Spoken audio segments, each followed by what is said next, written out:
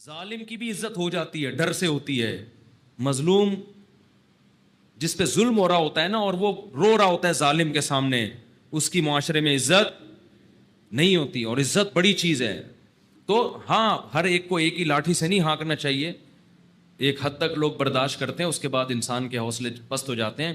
تو اس لیے ان چیزوں کا معمول ختم کریں. لوگوں کے سامنے مت بتائے کریں یہ ہو گیا فلانا ہو گیا. اللہ کے سامنے روئے انسان، اللہ کے سامنے اپنی حاجت. تو لوگوں کے سامنے اپنا غم بیان کر کے رونے سے عزت بڑھتی ہے یا کم ہوتی ہے؟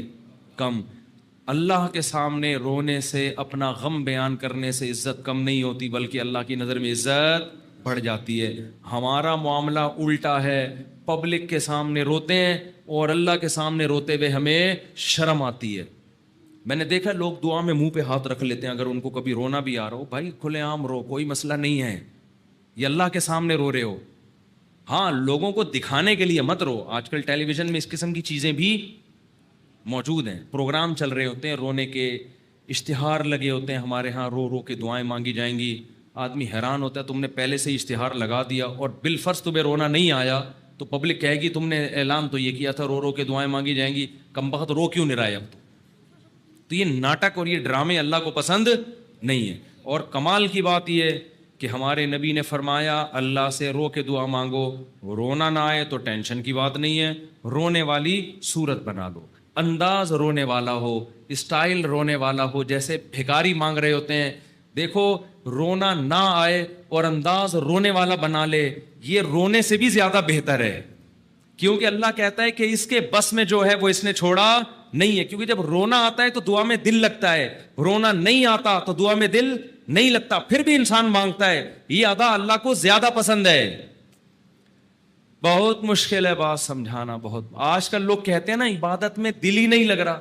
ارے عبادت میں دل لگے گا تو وہ تو مزہ آئے گا نا عبادت میں. کمال تو جب ہے جب دل نہ لگے پھر بھی کرو عبادت، پھر بھی عبادت کرے انسان. تو اللہ کے سامنے روتے ہوئے شرم محسوس بولو نہیں کرنی. جیسے اذان کہتے ہوئے شرم نہیں آنی چاہیے. سفر میں جب ہم جاتے ہیں نا، بعض دفعہ ٹرین جنگل سے گزر رہی ہوتی ہے. علماء کہتے ہیں کہ اگر ایسی جگہ نماز پڑھنی ہے جہاں قریب میں کوئی محلہ نہیں ہے، اذان نہیں ہوئی ہے، تو فرض نماز کے لیے پھر آپ کو کیا اذان کہنی ہے، وہاں اذان پڑھنی ہے. اب میں نے وہاں نمازیوں کو بھی دیکھا، ان کو اذان دیتے ہوئے شرم آ رہی ہوتی ہے. ٹرین میں اذان دیتے ہوئے لوگ کیا کہیں گے؟ ملا. لوگ کیا کہیں گے؟ ملا کہیں گے. ابے یہ تو پورا ملا نکلا. ہمارے محلے میں ایک صاحب کا رشتہ ٹوٹا اسی چکر میں. اچھا بھلا نوجوان، فٹ فاٹ، کھاتا پیتا، خوبصورت آدمی. اس کے لڑکی والے آ گئے گھر میں منگنی کرنے کے لیے، اتنے میں اذان کیا. لڑکا گھر میں نہیں تھا، اذان کی آواز آئی. اب لڑکے والوں نے فخر سے بتایا کہ پتہ ہے ہمارا بیٹا اذان دے رہا ہے، یہ جو اذان ہے نا یہ ہمارا بیٹا دے رہا ہے. لڑکی والوں نے کہا ابے یہ تو ملا نکلا. یہ کیا نکلا؟ سچا واقعہ بتا رہا ہوں. اس بیس پہ انہوں نے رشتہ توڑ دیا. تو کل قیامت میں پتہ چلے گا بھائی. اللہ کہے گا جاؤ ان لبرل لوگوں کے ساتھ اسی جہنم کی آگ میں جاؤ. وَإِذَا نَادَيْتُمْ إِلَى الصَّلَاةِ اتَّخَذُوهَا هُزُوًا وَلَعِبًا. قرآن کہتا ہے جب تم اذان دیتے ہو تو یہود و نصارہ اس اذان کا مذاق اڑاتے ہیں. تو اللہ کا نام آسمانوں میں بلند کرتے ہوئے ہمیں شرم محسوس نہیں کرنی چاہیے. اس لیے کبھی جنگل میں، ٹرین میں، جہاں ٹرین اگر اسٹیشن پہ ہے تو اذان کی ضرورت نہیں ہے، لیکن اگر جنگل میں ہے اور آپ نے فرض نماز پڑھنی ہے تو ایسے ٹرخانے والے طریقے سے نماز نہ پڑھا کرو، بلکہ پراپر طریقے سے کھڑے ہو کر قبلہ تلاش کرو کدھر ہے، پراپر طریقے سے اذان دو. اس میں اگر شرم آ رہی ہے تو اور زیادہ دو. ٹھیک ہے نا؟ اللہ کو بتاؤ کہ اللہ ان کم بختوں کو نماز چھوڑتے ہوئے شرم نہیں آ رہی تو مجھے تیرا نام بلند کرتے ہوئے شرم کیوں آئے گی؟ اذان بہت بڑی عبادت ہے، اللہ کی کبریائی آسمانوں میں بلند ہوتی ہے. اور ایک بات اذان پہ آئی ہے تو یہ بھی بتا دوں، اذانیں بہت لمبی کھینچنا یہ سنت نہیں ہے. آج کل اذان شروع ہوتی ہے اللہ، وہ اتنا کھینچتا ہے اذان کو، اتنا کھینچتا ہے. یہ مد کہیں بھی ثابت نہیں ہے اذان میں. دیکھو اللہ اکبر میں جو الف کی مقدار ہے نا، اللہ، یہ اللہ ہی ہے بس، اللہ نہیں ہے کہیں بھی. تجوید کی روح سے ادھر مد بنتا ہی نہیں ہے. ہاں جب آپ کہتے ہیں حی علی الصلاح تو یہاں مد ہے، صلاح کو کھینچ سکتے ہیں، حی کو نہیں کھینچ سکتے. حی علی الصلاح. لوگ کیا کریں، حی علی الصلاح، علی الصلاح، عجیب عجیب اذانیں ہو رہی ہیں. ایک دفعہ ہم کہیں گئے نماز پڑھنے کے لیے، تو اذان جب شروع ہوئی نا تو وہ کہنے لگے ایسے اسٹائل میں اذان کے، میں ابھی بتاؤں گا تو پھر وہ میم بن جائے گی اس پہ. تو بس وہ خود ہی سوچ لیں. ہم لڑکے بیٹھے تھے، ہم کو ہنسی آنے لگی. ہم نے کہا یہ کیا کر رہا ہے، پتہ نہیں اذان دے رہا ہے کیا کر رہا ہے. ایک امام نماز پڑھا رہے تھے، السلام، پوری نماز صحیح پڑھائی. جب وہ سلام پھرنے لگے تو السلام علیکم ورحمۃ اللہ. ہم نے کہا یار اچھا بھلا السلام علیکم ورحمۃ اللہ پڑھ رہے تھے، السلام علیکم ورحمۃ اللہ کر کے ادھر گھما دیا. عجیب، نہ قرآن سیکھتے ہیں نہ اذان سیکھتے ہیں. جس کو کھڑا کر دو لے جا کے بس وہ شروع کر دیتا ہے. ایک امام کے پیچھے ہم نے نماز پڑھی دیہات میں، وہ پوری سورہ فاتحہ غلط پڑھ رہے تھے لیکن ان کو توئیں پڑھنا آتا تھا. بس انہوں نے نورانی قاعدے میں توئیں کا لفظ اچھی طرح سیکھ لیا تھا. توا ہوتا ہے، یہ تا نہیں ہوتا. باقی کچھ سیکھا نہیں انہوں نے.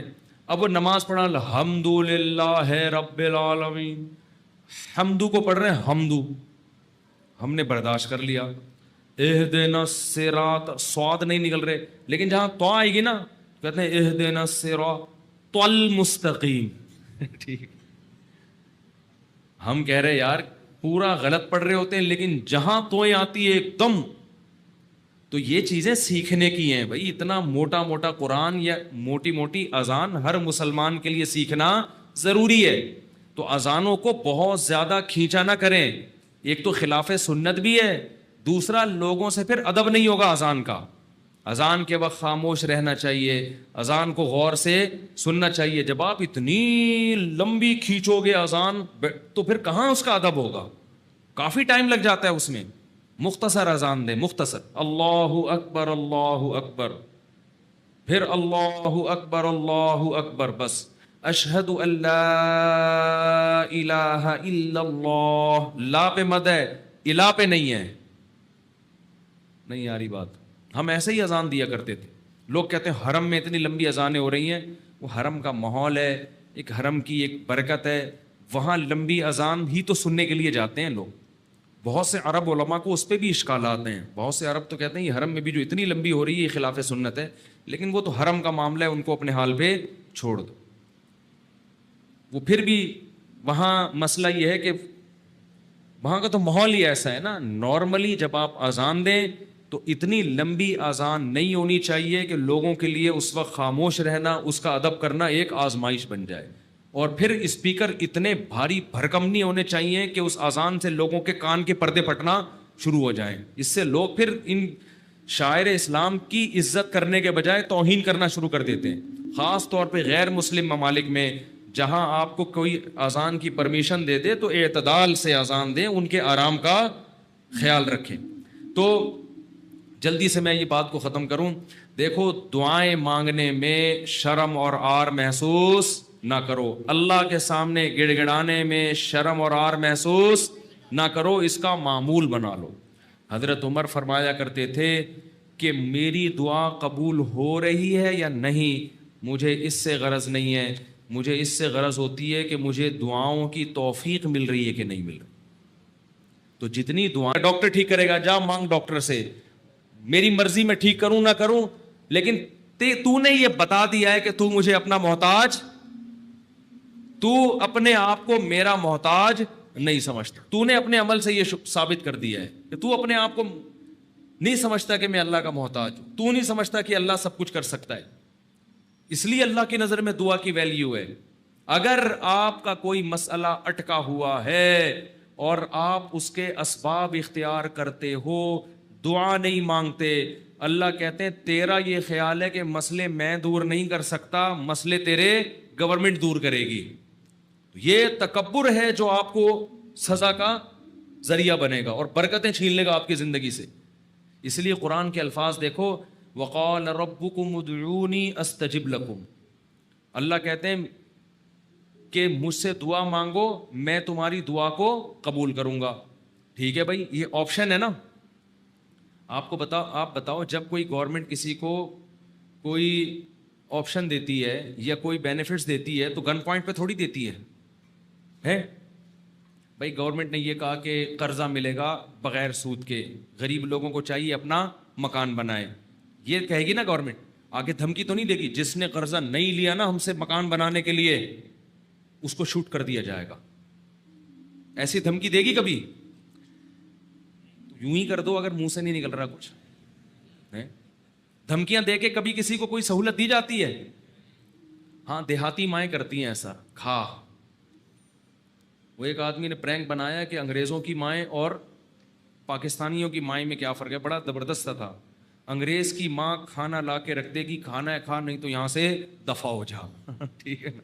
پاکستانی اور دیہاتی ماں کیا کرے گی؟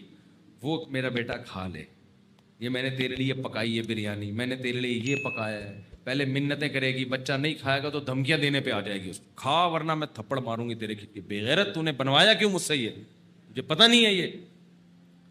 تو نارملی ایسا ہوتا نہیں ہے کہ آپ کسی کو کوئی نعمت دے رہے ہو اور ساتھ میں بندوق نکال کے بولو کہ یہ لو.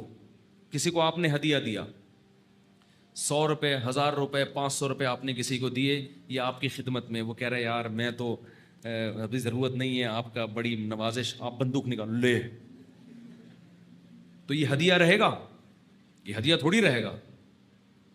تو کوئی بھی جب حکومت یا کمپنی کسی کو سہولت دیتی ہے تو وہ گفٹ کو پھر گفٹ ہی قرار دیتی ہے. لیکن اللہ کا اسٹائل یہاں پہ بالکل انداز بالکل الگ ہے. اللہ کیا کہتے ہیں؟ مجھ سے مانگو. یہ بینیفٹس مل رہے ہیں نا اللہ کی طرف سے، ہے بھائی. اللہ کیا کہہ رہے ہیں؟ مجھ سے مانگو اور میں جو مانگو گے میں وہ تمہیں دوں گا. بس یہ اللہ ٹھیک ہے، ہمیں تو نے بتا دیا کہ ہم مانگیں گے اور تو دے گا، ہمیں یہ بات پتہ چل گئی، اب ہماری مرضی، ہم جب چاہیں تو اس سے مانگیں. ہمیں یہ سہولت کا پتہ چل گیا، اب ہماری مرضی، اب ہمارے.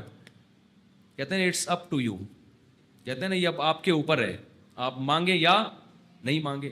نہیں آگے اللہ نے بندوق نکال لی ہے. ٹھیک ہے نا، بندوق نکال لی. اللہ کہتے ہیں ان الذین یستکبرون عن عبادتی، یاد رکھو مجھ سے مانگنے میں تکبر کیا. میں نے تو کہا ہے مانگو، اگر نہیں مانگا کبر سے کام لیا کہ نہیں جی ہم نہیں مانگ رہے، سیدخلون جہنم داخرین، ذلیل کر کے جہنم کی آگ میں پھینک دوں گا. بڑے بھائی اللہ تو ہمیں گفٹ دے رہا ہے دعا کا یا جرمانہ لگا رہا ہے، کیا کر رہا ہے؟ سمجھ میں آنے والی بات ہے؟ کوئی سمجھ میں آنے والی بات؟ بالکل سمجھ میں نہیں آ رہی ہے. یہی وجہ ہے کہ قرآن میں اور مقام پہ جب اللہ نے کہا نا میری یہ نعمتیں کھاؤ، تو پھر یہ نہیں کہا نہیں کھاؤ گے تو یوں کر دوں گا، یہ نہیں کہا. اللہ نے قرآن میں کہا کلو واشربو، کھاؤ اور پیو، حد سے تجاوز نہ کرو. یہ نہیں کہا اگر نہیں کھایا نا تو جہنم میں پھینک دوں گا. یہ کہا قرآن نے؟ کیا ہو گیا بھائی؟ اللہ نے کہا فن کے ہو، نکاح کرو. یہ نہیں کہا نہیں کیا نا جہنم میں پھینک دوں گا میں. بشرطے کہ گناہ سے بچے انسان، گناہ کرو گے پھر تو جاؤ گے جہنم میں. لیکن جو بھی اللہ نے نعمتیں دی ہیں ان کو بندوق کی نوک سے نہیں اللہ نے کہا، کیونکہ وہ نعمت پھر نعمت رہتی نہیں ہے، وہ نعمت تھوڑی رہتی ہے پھر وہ. لیکن یہاں اللہ کیا کہہ رہے ہیں؟ مجھ سے مانگو میں تمہیں دوں گا. ہم خوش ہو گئے، زبردست، اللہ کی طرف سے انعام مل گیا. ٹھیک ہے جب سہولت سے ٹائم ملے گا تو مانگ لیں گے، موڈ ہوگا. اور نہیں بھی مانگا تو اللہ نے بس ایک آپشن دیا ہے کہ مانگو گے تو ملے گا. لیکن اللہ نے کیا کیا؟ انداز دیکھو، کہا کہ اگر نہیں مانگا تو جہنم میں ذلیل کر کے داخل کر دوں گا. سوال پیدا ہوتا ہے اللہ یہ تو گفٹ دے رہا ہے یا ہمیں ڈرا رہا ہے، آزمائش میں ڈال رہا ہے؟ اللہ کہتے ہیں گفٹ بھی دے رہا ہوں لیکن یہ بہت بڑی آزمائش بھی ہے. کیونکہ اگر کوئی بہت بڑا سیٹ آپ کو ایک خالی چیک دے اور کہے اس پہ پیسے لکھو اور سائن کر دو، اور آپ اس چیک کو اٹھا کے اس کے سامنے ڈسٹ بن میں ڈال دو، اس کا مطلب آپ یہ نہیں ہے کہ آپ کو پیسوں کی ضرورت نہیں ہے، آپ کا سیٹ کے بارے میں خیال ہے کہ اس نے جھوٹا چیک دیا ہے، یہ جھوٹ بول رہا ہے، ورنہ کبھی آپ اس کو ڈسٹ بن میں اٹھا کے نہیں پھینکتے. بہت مشکل ہے بات سمجھانا، بہت مشکل. آپ غریب ہیں، کھانے کو روٹی نہیں ہے، ایک سیٹ نے آ کے آپ کو ایک سونے کی ڈلی پکڑا دی، کہا لے موج کر، یہ کروڑوں روپے کی ہے. آپ نے اٹھا کے اس کو آپ نے کہا آپ نے اچھی آفر کی مجھے، بہت اچھا تحفہ ہے، بہت خوشی ہوئی، اب آپ جا سکتے ہیں. بیگم سے کہا اس کو کچرے میں پھینک دو. سیٹھ کو پتہ چلے گا نا تو وہ کہے گا بیٹا تو اتنا بڑا سیٹ تو ہے نہیں کہ تجھے اس کی ضرورت نہ ہو، یہ تو میں جانتا ہوں، کھانے کو تیرے پاس روٹی نہیں ہے، یہ جو تو نے اس کو ڈسٹ بن میں پھینکا ہے نا، یہ اس کی علامت ہے تو مجھے جھوٹا سمجھتا ہے کہ میں نے تجھے جو سونے کی ڈلی دی ہے وہ سونے کی نہیں ہے، اس پہ سونے کا پانی چڑھا ہوا ہے. یہ کس کے جھوٹ بولنے، یہ اصل میں تو میرے اوپر الزام لگا رہے ہیں. اللہ کہتے ہیں مانگو. اللہ کو پتہ ہے کہ ہم سب محتاج ہیں، ہمارے درجنوں مسائل ہیں، ایسا دنیا میں کوئی نہیں ہے جس کے سارے مسئلے حل ہو گئے. مسئلہ حل ہوتا ہے تو 20 مسئلے پیدا کر کے حل ہوتا ہے وہ. اب دیکھو کتنے مسائل ہیں، کسی کوئی بے روزگار ہے، پیسے نہیں ہیں، پیسے آ گئے تو خطرات بڑھ گئے، ڈکیتی کا خطرہ، پیسے آ گئے تو 10 مسائل کھڑے ہو گئے، اور کوئی مسئلہ کھڑا ہو گیا، گردے کا مسئلہ ٹھیک ہوا، ہارٹ کا پیشنٹ بن گیا، اور 20 قسم کے مسائل ہیں نا. سب کچھ ٹھیک ہے تو پھر بھی سکون نہیں ہے زندگی میں، نیند نہیں آ رہی، نیند کی گولیاں کھا کے سو رہے ہیں. دنیا میں ٹینشن لیس آدمی کوئی بھی نہیں ہے. اب اللہ نے کہا مانگو. اب ہمیں اللہ نے بلینک چیک دے دیا ہے کہ جو لکھو گے میں دے دوں گا تمہیں. آپ نے اللہ کی اس آپشن کو، اللہ کی اس نعمت کو اٹھا کے ڈسٹ بن میں پھینک دیا. آپ ہر ایک کے در پہ جا کے اپنی حاجتیں بیان کرتے ہو، کبھی تھانے میں پہنچے ہوئے ہوتے ہو، کبھی ڈی سی آفس پہنچے ہوئے ہوتے ہو، کبھی ڈی ایس پی کے پاس پہنچے ہوئے ہوتے ہو، کبھی وزیر اعظم سے رابطے کی کوشش میں، کبھی مسجد کے امام سے آ کے کہہ رہے ہوتے چڑیل آ گئی ہے، کوئی دم درود کر کے اس کو بھگا دو گھر سے. 10 قسم کے، لیکن اللہ کا دروازہ کھٹکھٹانے کے لیے تیار نہیں ہو تو یہ اس کی علامت نہیں ہے کہ آپ کے مسائل حل ہو گئے. یہ اس کی علامت ہے کہ آپ نے اللہ کی آفر کو ہلکا سمجھا ہے، اللہ کو معاذ اللہ آپ نے جھوٹا سمجھا ہے، اللہ کو معاذ اللہ آپ نے اس کا بیان کو سیاسی بیان سمجھا ہے. لیکن جو ایمان والے لوگ ہیں وہ اللہ کی اس آفر سے فائدہ اٹھاتے ہیں. کتابوں میں لکھا ہے کہ یعقوب علیہ السلام کے بیٹے جب ان سے بچھڑے تھے، اتنی اللہ سے دعائیں مانگی کہ ان کے گھٹنے سجدے میں گر گر کے دعائیں مانگ مانگ کے ان کے گھٹنوں اور بازوؤں پہ نشان پڑ گئے تھے. وہ انبیاء بہت دعائیں مانگتے ہیں، ہر بات میں دعا، ہر بات میں دعا.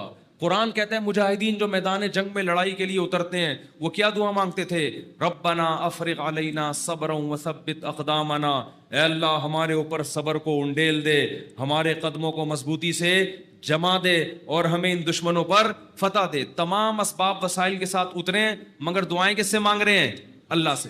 بدر میں دیکھو اللہ نے ہمارے نبی سے وعدہ کیا تھا مدد کروں گا، لیکن صحابہ کہتے ہیں نبی پوری رات مصلے پہ سجدے میں روتے رہے ہیں، اللہ سے مدد کی دعائیں مانگتے رہے ہیں، حالانکہ اللہ نے تو مدد کا وعدہ کیا ہے، پھر بھی مانگ رہے ہیں. اے اللہ اگر یہ 313 شہید ہو گئے تو تیری دنیا میں عبادت کرنے والا کوئی بھی نہیں ہوگا. اللہ کو واسطے بھی دے رہے ہیں.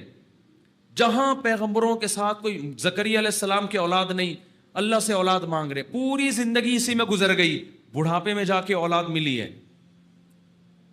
تو سارے پیغمبروں کا اللہ نے یہی تذکرہ کیا، ہر بات میں دعا. سلیمان علیہ السلام جو حاجت پوری ہو رہی ہے فوراً کیا کر رہے ہیں؟ اللہ سے دعا. ایوب علیہ السلام پریشانیوں میں، زندگی ٹینشنوں میں، بیماریوں میں، قرآن کہتا ہے اللہ سے ہاتھ اٹھا کے دعائیں مانگتے تھے. انی مسنی الضر، اے اللہ بہت پریشانی میں ہوں، انت ارحم الراحمین، تو سب سے زیادہ رحم کرنے والا. پیغمبروں کو اس سے غرض نہیں ہوتا، اس سے غرض نہیں ہوتی کہ دعا قبول ہو رہی ہے یا نہیں ہو رہی، وہ کہتے ہیں ہم مانگتے رہیں بس، ہمارا کام کیا ہے. اور یاد رکھو جب قبول نہ ہو رہی ہو نا پھر مانگنے کا مزہ ہے. مزہ کب ہے؟ آپ کے کیسی الٹی الٹی باتیں کرنے کے لیے مصطفیٰ نے بلایا بھائی.